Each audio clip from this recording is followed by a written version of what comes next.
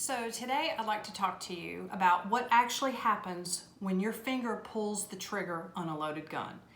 In my last video, we talked about ammunition, the terminology, and we broke down the 4 basic components. So I would just want to brush over that really quickly. Again, here we have a cartridge, a round of ammunition. This is the bullet or the projectile. Here is the brass casing. Inside the brass casing, there is the powder charge. And on the very bottom, you have the primer, or I like to call the go button, and it serves a very important function. Okay, so if you remember in a previous video, we talked about how does this round of ammunition actually feed into the gun? Well, the bullets go in here. It goes into the magazine, and of course, the magazine feeds into the bottom of the grip here in the magazine well. Okay, now, if I were to have a loaded magazine in here and I were to rack the slide, that action alone advances a round of ammunition into the chamber. So it would look like this. This is a bullet inside of a chamber, okay?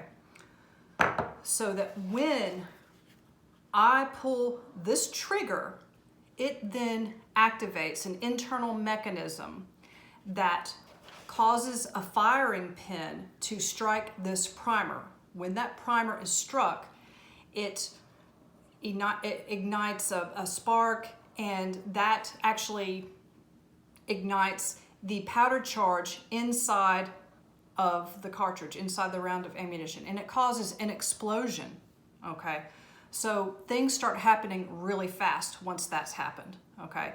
Because that explosion of very hot gas causes the projectile to go flying through the barrel or inside the bore, through the muzzle, and that projectile is going to go wherever that muzzle is pointed. When this happens, there's a lot of hot gas escaping, so it's going to make a loud bang. That's the sound of the hot gas and the projectile. It makes a loud bang and it makes a flash. At that same moment, let me move back over here. At that same moment, there are other things going on. As that projectile is exiting the muzzle, this slide is moving so quickly, you really don't even see it, okay? The slide is blowing back. That hot gas is causing it to blow back. It's called blowback. So as it's doing that, that action of the slide blowing back and the projectile leaving the muzzle, that causes the gun to flip a little bit. That is the recoil. There's going to be a whole lot more discussion about recoil in a later video.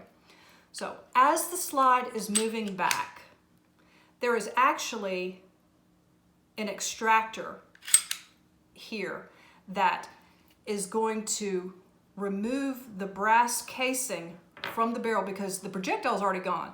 So the brass casing is going to be extracted, and then there is a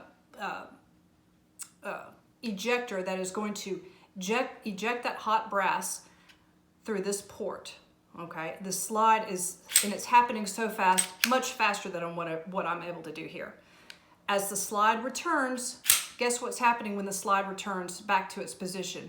It has just advanced the next round of ammunition into the chamber. So if I were to pull the trigger again, the whole thing would happen all over again. It would fire another shot. So ladies, think of it as wash, rinse, repeat until your shampoo runs out. What I've just described here is the essence of a semi-automatic gun. Now, some people confuse semi-automatic with automatic. Semi-automatic is this action that I've described. One trigger pull, one shot fired, another trigger pull, another shot fired, until the ammo runs out. But in an automatic gun, it's one trigger pull, and it's a continuous automatic action until all the bullets are gone. So there you have it. I think in my next video, I'd like to talk about, ladies, how we rack the slide without breaking a fingernail.